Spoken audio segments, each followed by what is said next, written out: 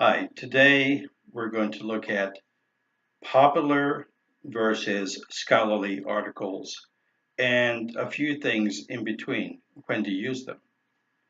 Let's take an example of someone who is researching how important it is to increase fish in your diet. Okay, that's a popular question. Uh, and that student goes over and pulls out Prevention Magazine. Now, Prevention Magazine is something that you might find in your doctor's office or at the barbershop in the waiting area because it's popular. The stories are engaging, they're fresh, they're interesting, and they are written at such a level that anybody can pick this up. It's considered a popular source, probably not the best for a college paper.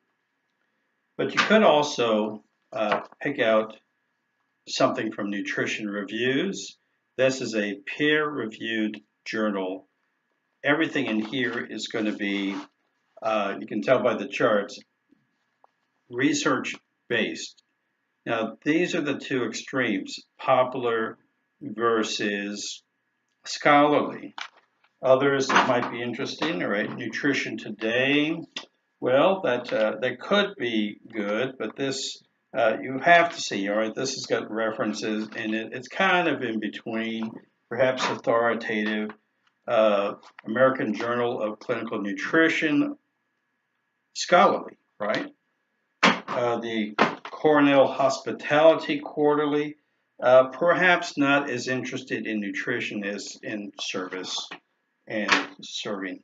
Same thing, Cook's Illustrated, great recipes, but not a scholarly journal. The list of scholarly journals really is quite long if you go into our databases. But that will give you some picture. There is a large number of articles that you can pull from scholarly journals. You can use print sources if they are considered scholarly. Now, you can also find articles about medical issues in Oprah magazine, but again, written for the common person. Doesn't mean that you're less of a person to read it. It's a great magazine. Same thing for Vogue or USA Today. Great popular stories, but they might be useful if you're writing a speech on popular ideas. Now, the Journal of American Medical Association, highly credible, highly authoritative, scholarly. Now, what about if you're writing a paper on business? Could you use something like the New York Times? Well, yeah, you could use the New York Times for news items on businesses, perhaps stories on mergers or on the stock market, and even more authoritative would be the Wall Street Journal. So because it has the word journal on here, you might think, well, then it must be scholarly. Not necessarily so, but it could be authoritative. So let's break this down a little bit better. We have these categories, popular, and popular would be social media. It could be newspapers, magazines, so a wide variety of things. The things most common that will come across in social media would be these articles. You know, these are popular. They're written at such a level. They could be good, but there again, they are probably not your best sources. If you find websites that end with the extension .com or if they're blogs, I would be very suspicious of whether you could use those. Well, let's take another example. Let's say you are writing a paper for your philosophy department and taking a religion course, and you want to write on the topic of grace. All right, we're going to break this down. Now, you could reach over for National Geographic and find some interesting articles, historical, based on archaeology.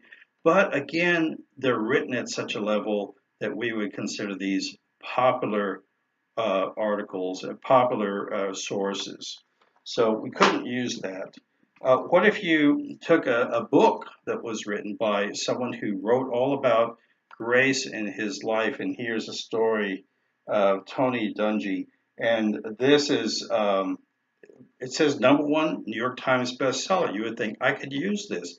Well, it's not based on any type of scholarship. It would be interesting, and you could use it as a hook to bring people in to your discussions. But this is not going to have what you need. You could look into something called the a ready reference.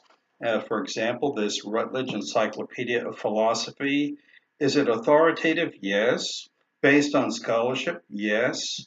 It's not something I would normally use, but it falls into that middle category of reference. And when you find these encyclopedias or dictionaries, we consider those ready reference. You can use those for your papers, but I wouldn't depend on those. Those are considered not primary sources or even secondary sources, probably tertiary sources. You could look into a book on theology. Now, would theology be considered a primary source? Not really. It's based, and here's something to also consider. Whenever you're looking at anything that's published, it's going to have plenty of bias in one way or the other. I could have pulled several theology books off the shelf today and found that they would have very different ideas of the concept of grace.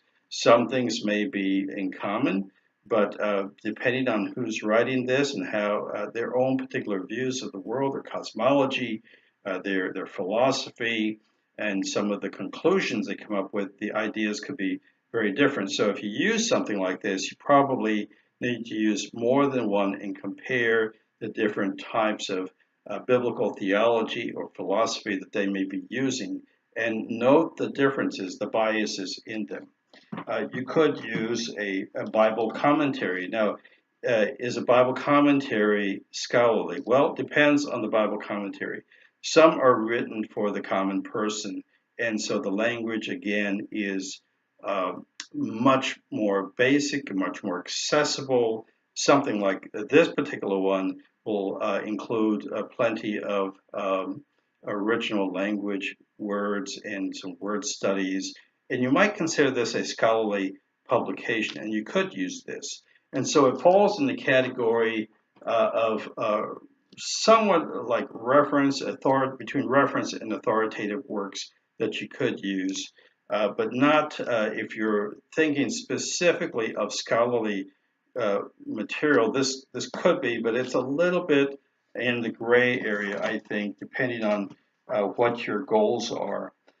There are dictionaries. Now, dictionaries, again, just like the encyclopedia, is going to have some bias, and also in this particular one, dictionary Methodism. If I looked up some information here, I probably would find out that this particular book has a particular bias. It tells you right up front, Methodism, and so it's going to be helpful as a ready reference. So this would fit on the category of authoritative.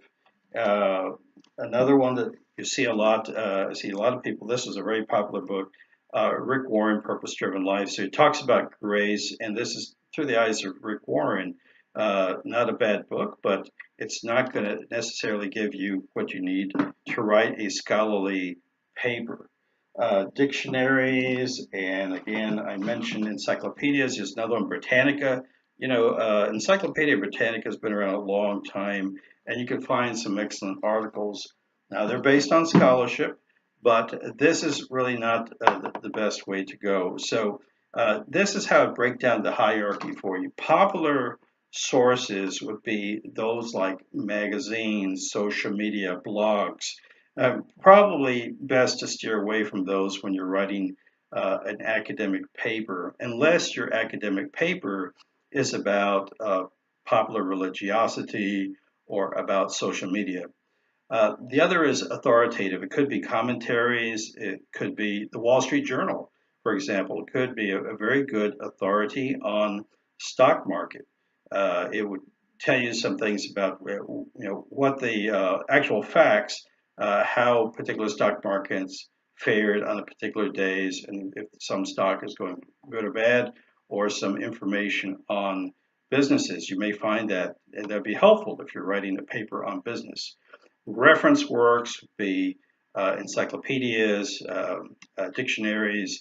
Now, Wikipedia is not something I would ever use, and the reason is twofold. One, it's never a stable entity, so it can be changed at any time. Number two, we don't know who's writing these papers and whether they have the information necessary to give a scholarly view on any type of topic. So I would steer away from those type of things.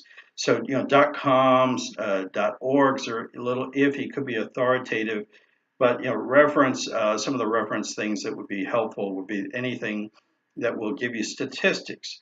Now, some .govs like cdc.gov would be good.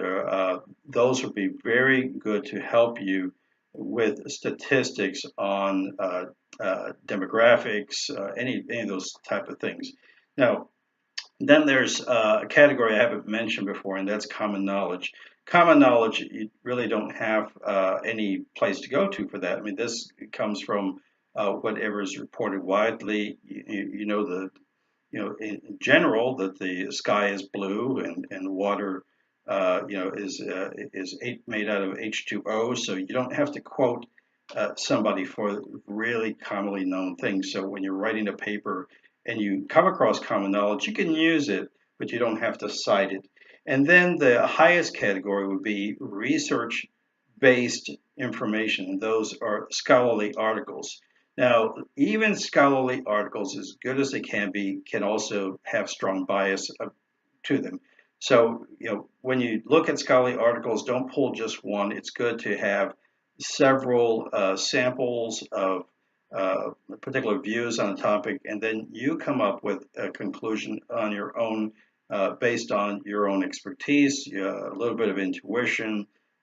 You look at the evidence and then try to decide how that evidence will help you with the conclusion. So if you think about it this way, PARCS is this: popular, authoritative, reference, common knowledge, and scholarly. If you can remember those categories, you can probably do pretty well when you're composing your paper. So we'll see you next time.